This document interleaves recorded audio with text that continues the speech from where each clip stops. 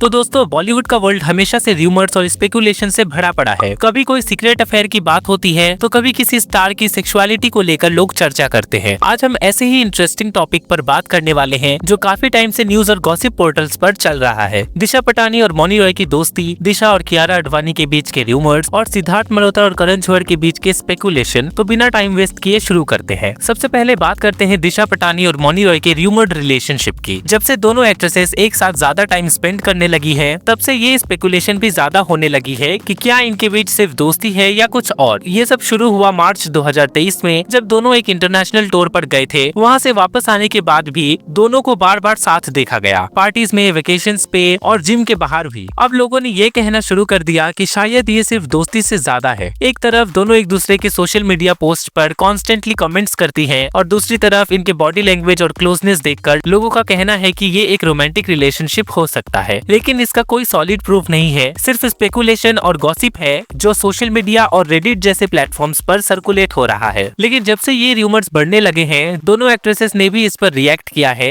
दोनों ने ओपनली कहा है कि वो सिर्फ अच्छी दोस्त है और लोग अननेसेसरी स्पेकुलेशन कर रहे हैं। अब चलिए बात करते हैं एक और र्यूमर की जो कि दिशा पटानी और कियारा आडवाणी के बारे में है। ये र्यूमर्स भी काफी पहले से चल रहे हैं, स्पेशली तब से जब दिशा और कियारा को एक दूसरे के साथ बहुत क्लोज देखा गया था। इंडस्ट्री के सोर्सेस के मुताबिक दोनों का एक फेज था जब ये एक दूसरे के साथ काफी टाइम स्पेंड करती थी, लेकिन फिर अचानक से ये क्लोजनेस कम हो गई और कियारा ने सिद्धार्थ मल्होत्रा के साथ शादी कर ली। ये भी कहा जा रहा था कि कियारा और दिशा के बीच प्रोफेशनल राइवलरी आने लगी थी, जो उनके रिलेशनशिप के खत्म होने का एक मेजर रीजन बना। इस र्यूमर को और फ्यूल दिया एक 2021 का ब्लाइंड आइटम ने, जो ये सजेस्ट करता है कि कियारा और दिशा के बीच एक रोमांटिक कनेक्शन था जो प्रोफेशनल कंपटीशन की वजह से खत्म हो गया। बॉलीवुड में ऐसे टाइप के न्यूज ब्लाइंड आइटम्स काफी सर्कुलेट करते हैं, लेकिन इनमें कितनी सच्चाई होती है ये कहना मुश्किल है। क्या दिशा और कियारा सिर्फ एक वक्त पे बेस्ट फ्रेंड्स थी या उनका कुछ और कनेक्शन था, ये ऑफिशियली कंफर्म नहीं हो सका। कियारा आडवाणी और दिशा पटानी के बीच की कंट्रोवर्सी काफी टाइम तक मीडिया में चर्चा का विषय रही थी और वो थी उनकी पॉन्स एंडोर्समेंट कंट्रोवर्सी। दोनों एक्ट्रेसेस को एक ही स्किन केयर ब्रांड पॉन्स के लिए एंडोर्स करते हुए देखा गया था, लेकिन ये स्पॉन्सरशिप डील दोनों के लिए एक अनएक्सपेक्टेड प्रॉब्लम बन गई। मीडिया रिपोर्ट्स के मुताबिक दोनों एक्ट्रेसेस के बीच प्रोफेशनल राइवलरी इतनी बढ़ गई थी कि ये डील उनके लिए एक मेजर पॉइंट ऑफ कंटेंशन बन गई थी। दिशा पटानी को ये लगने लगा था कि कियारा को ब्रांड के साथ ज्यादा इंपॉर्टेंस दी जा रही थी और इस बात ने दोनों के बीच टेंशन क्रिएट कर दी थी। इस कंट्रोवर्सी के बाद दोनों एक्ट्रेसेस को पब्लिक इवेंट्स या प्रमोशन में एक दूसरे के साथ देखना कम हो गया, जहाँ पे पहले दोनों काफी क्लोज थी। इसके बाद से लोगों की स्पेकुलेशन थी कि ये राइवलरी सिर्फ प्रोफेशनल है या फिर उनके पर्सनल रिलेशनशिप्स तक भी पहुंचेगी। अब बात करते हैं सिद्धार्थ मल्होत्रा और करण जौहर के र्यूमर्ड रिलेशनशिप की। सिद्धार्थ और करण के र्यूमर्स भी नए नहीं है। सिद्धार्थ मल्होत्रा जब इंडस्ट्री में नए नए आए थे तभी से ये स्पेकुलेशन चालू हो गया था कि उनका और करण जौहर का एक स्पेशल कनेक्शन है। करण जौहर ने सिद्धार्थ को बहुत सपोर्ट किया उनकी करियर की शुरुआत में। ये तो सब जानते हैं कि करण ने ही सिद्धार्थ को स्टूडेंट ऑफ द ईयर से लॉन्च किया था, लेकिन कुछ लोग ये भी कहते हैं कि उनका कनेक्शन सिर्फ प्रोफेशनल नहीं था। एक एंटरटेनमेंट जर्नलिस्ट सिमी चंदोक ने एक बार ये बात बोली थी कि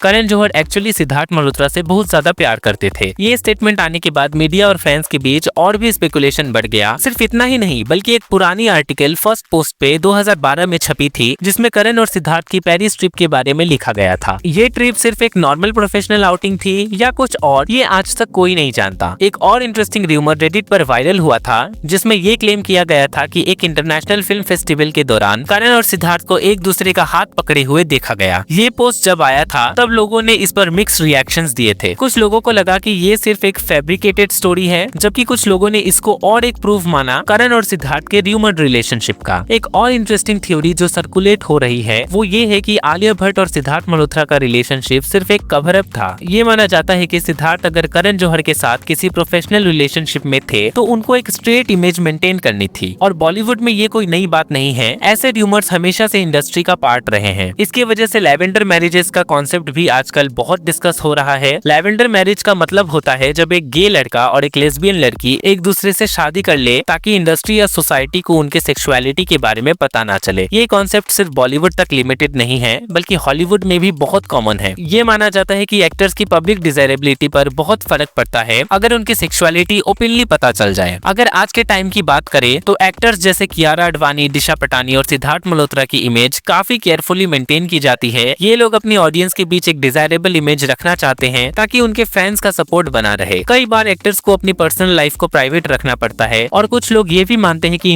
इंडस्ट्री के अंदर रिलेशनशिप्स सिर्फ पीआर स्ट्रेटेजी का एक हिस्सा होते हैं। तो दोस्तों ये थी बॉलीवुड के सबसे कंट्रोवर्शियल और इंट्रिगिंग रूमर्स की एक कहानी। अब आप क्या सोचते हैं, क्या ये सिर्फ गॉसिप है या इसमें सच्चाई भी हो सकती है? नीचे कमेंट्स में जरूर बताएं और जाते जाते वीडियो को लाइक और चैनल को सब्सक्राइब करना मत भूलना। Thank you for watching this video guys.